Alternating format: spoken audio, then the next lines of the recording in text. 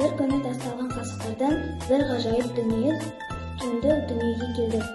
Мына қасықтардан әдемі балық жасайық. Мен тірімін бе? Мен жаңа өмір таптым ба? Сен енді қоқыс емессің, сен өнерсің. Теңізге пластик тастамаңдар, әр қалдық жаңа мүмкіндік. Сәлем балалар, мен сендерге ризамын. Маған жаңа өмір сыйладыңдар. Мен енді теңізге оралайын. Сау болыңдар. Қалдыққа жан бер, табиғатқа дем бер. Story Art үнсіз заттың үніне айнал.